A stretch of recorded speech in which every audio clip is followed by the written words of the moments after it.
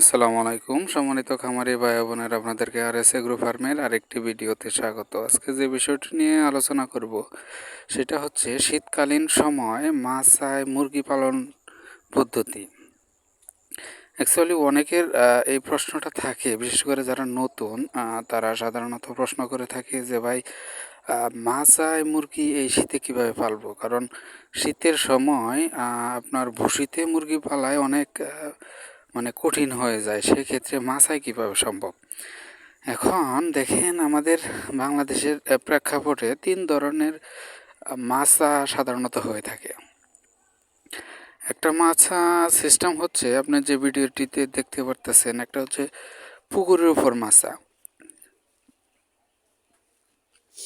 আরেকটা মাছার পদ্ধতি হচ্ছে ঘরের ভিতর, অর্থাৎ ফ্লোরের উপরে আপনার মাছা করা। ২টা ফার্মই আমার আছে, তো ২টোই আমি দেখাচ্ছি। আরেকটা হচ্ছে আপনার উন্মুক্ত স্থানে আপনার ঘর এবং নিচে ফাঁকা থাকে, নিচে কোনো আপনার তিরপল বা এই জাতীয় বা কোনো সাপোর্ট, বেড়ার সাপোর্ট থাকে না। ওই ধরনের, ওইটা দেখাতে পারছি না, তো ওইটা অনুমান করে নিয়েন আপনারা। তো এই ধরনের ৩ ধরনের মাচা থাকে সাধারণত। আপনি যদি পুকুরের উপর মাচা থাকে তাহলে আপনার শীতের শুরু থেকেই আপনি চেষ্টা করবেন যে ভুসির ভিতরে মুরগি পালন করা। কারণ দেখেন আপনি মাচায় হয়তো মুরগি পালন করতে পারবেন, কিন্তু দেখা গেছে ওই মুরগি বেশিরভাগ সময় আপনার ঠান্ডা লেগে থাকবে, ঝিমানো অবস্থায় থাকবে, খাওয়া দাওয়া কম করবে, ঠিক সময়ে খাবে না। সেক্ষেত্রে আপনার গ্রোথটাও ঠিক মতো আসবে না এবং তলপেটে অনেক মুরগির পানি চলে আসবে। তো এই বিষয়গুলো আপনার প্রবলেম হয়ে যেতে পারে। সেক্ষেত্রে আপনার পুকুরের উপর যে মাচাটা, এটার জন্য টোটালি আপনি বড়শিতে পালন করার চেষ্টা করবেন। আর দ্বিতীয়ত যে সিস্টেমটা সেটা হচ্ছে আপনার ঘরের ভিতরে মাচা। এটার ভিতরে একটু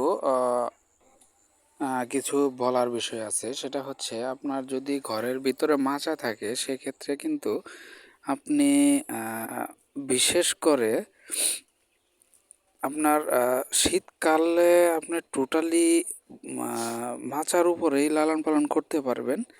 কিন্তু দেখা গেছে যে আপনি যদি বিশেষ করে নভেম্বরের শেষ পর্যন্ত, অর্থাৎ ১লা ডিসেম্বরের আগ পর্যন্ত আপনি যদি মাচায় ব্রুডিং করেন সেক্ষেত্রে ঠিক আছে। কিন্তু ডিসেম্বর আর জানুয়ারির এই ২টা মাস অন্তত আপনারা মাচায় ব্রুডিং করেন না। মাচায় ব্রুডিং না করে সাধারণত আপনার হয়তোবা দেখা গেছে ভুসির উপর ব্রুডিং করে ৫ থেকে ৭ দিন পর বা ১০ দিন পর আপনি মাচায় ছাড়তে পারেন। এক্ষেত্রে কোনো সমস্যা হবে না। এই একটা বিষয় গেল।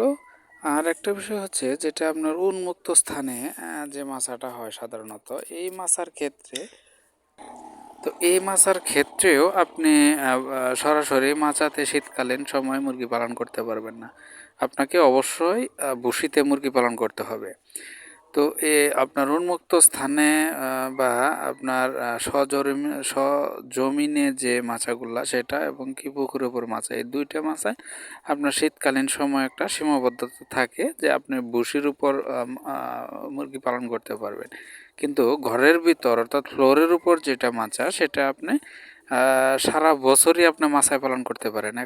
এখানে একটা বিষয় আছে যে আপনি ঘরের ভিতরে যে মাচাগুলা, এই মাচাগুলা সাধারণত আপনি ব্রুডিং পর্যন্ত করতে পারবেন সব সময়। শুধু আপনার ডিসেম্বর থেকে জানুয়ারি মাস, এই ২ মাস আপনি ব্রুডিংটা সরাসরি মাচায় না করে আপনি ভুসিতে করবেন। বাকি সময় আপনার বাকি যে সময়গুলো আছে, বাকি সময়তে আপনি ব্রুডিংটা ইচ্ছা করলে মাচার ভিতরে সরাসরি করতে পারেন।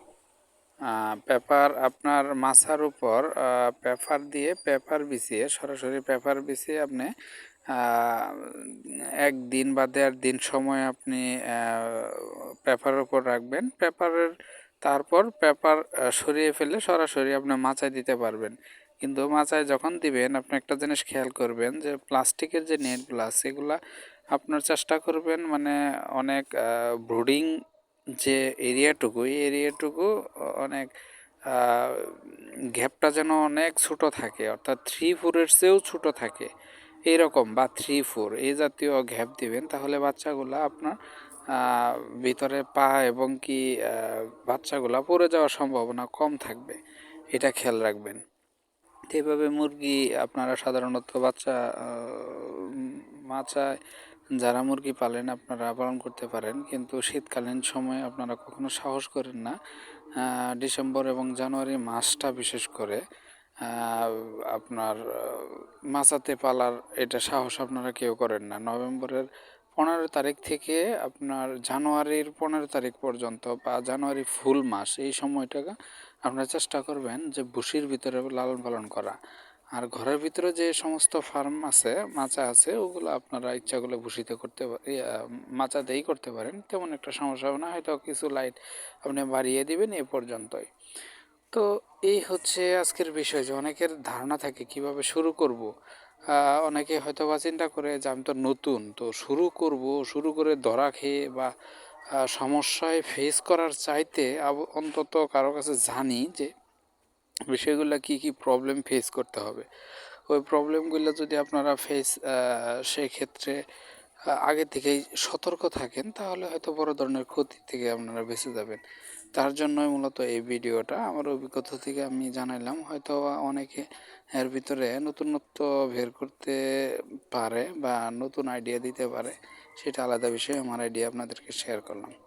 আজকে এই পর্যন্তই। আল্লাহ হাফেজ। অন্য সময়ে অন্য একটা টপিকস নিয়ে আপনাদের সামনে আসবো। আর যদি বিস্তারিত এখানে কোনো কিছু জানার থাকে আপনাদের, কমেন্টস বক্সে কমেন্টস করবেন, ইনশাল্লাহ উত্তর দেওয়ার ক্লিয়ার করব। ধন্যবাদ।